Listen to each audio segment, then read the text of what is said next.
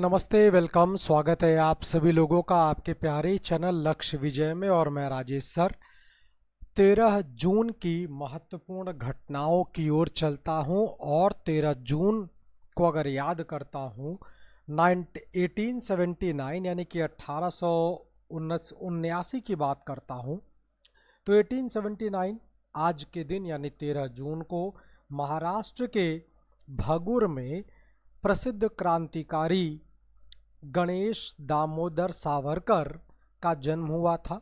गणेश दामोदर सावरकर प्रसिद्ध क्रांतिकारी विनायक दामोदर सावरकर के बड़े भाई थे। महाराष्ट्र में गणेश सावरकर को बाबा राव सावरकर के नाम से भी जाना जाता है, वो इस नाम से भी मशहूर रहे। और भारतीय स्वतंत्रता सेनानियों की अगर बात करते हैं तो उनमें इनका नाम एक अमर सेनानी के रूप में रखा जाता है। दोनों भाइयों ने, गणेश दामोदर सावरकर यानी कि बाबा राव सावरकर और विनायक दामोदर सावरकर ने 1904 वर्ष में एक प्रसिद्ध क्रांतिकारी संगठन जिसका नाम अभिनव भारत है उसकी स्थापना किया था। वस्तुतः अभिनव भारत को पहले मित्र मेला के नाम से जाना जाता था, लेकिन क्योंकि मित्र मेला पुलिस के रडार पर आ गया था, अंग्रेजी पुलिस के रडार पर आ चुका था, इसलिए इसका नाम बदलकर अभिनव भारत रखा गया। और इस क्रांतिकारी संगठन का एक पत्रिका भी हुआ करता था जिसका नाम भी अभिनव भारत था। दोनों भाइयों का ये मानना था कि देश को आज़ाद कराने के लिए सशस्त्र क्रांति की आवश्यकता है।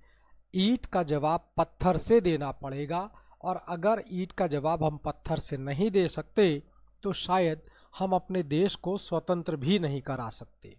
और उस वक्त ऐसे बहुत सारे लोग थे जो इस विचारधारा से ओतप्रोत रहे हैं।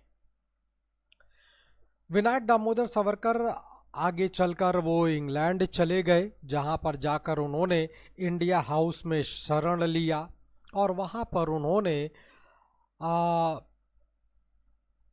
1857 revolt of India, first independence of India जैसी किताब लिखने का भी काम किया।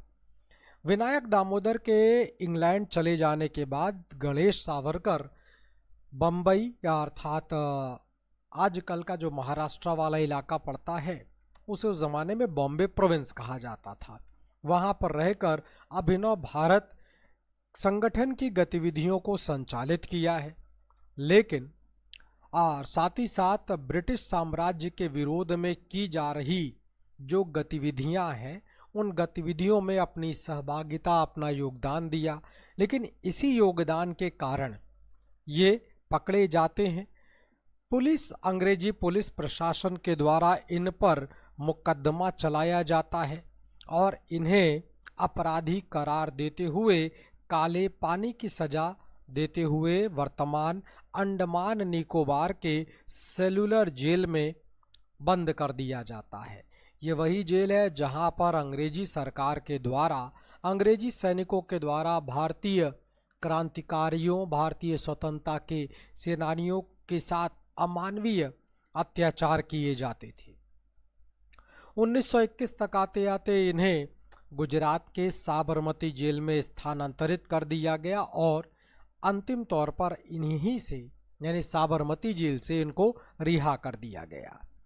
1922 में गणेश दामोदर सावरकर ने विनायक दामोदर सावरकर के साथ मिलकर यानी अपने भाई के साथ मिलकर अखिल भारतीय हिंदू महासभा का गठन किया और अपने जीवन काल में उस संगठन को मजबूत, ताकतवर बनाने के लिए वे लगातार प्रयासरत रही।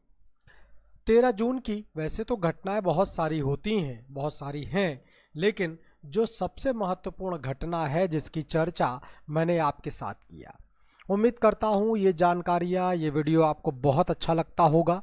अच्छा लगता है तो इसे अपने दोस्तों के बीच साझा करिए। साझा का मतलब शेयर करिए। शेयर करिए। चैनल लक्ष्य विजय को सब्सक्राइब कर दीजिए, ज़्यादा से ज़्यादा संख्या में सब्सक्राइब कर दीजिए ताकि आपको इस वीडियो के अलावा मेरी लाइव क्लासेस भी मिल सके। आप सभी लोगों का बहुत बहुत शुक्रिया, बहुत बहुत धन्यवाद।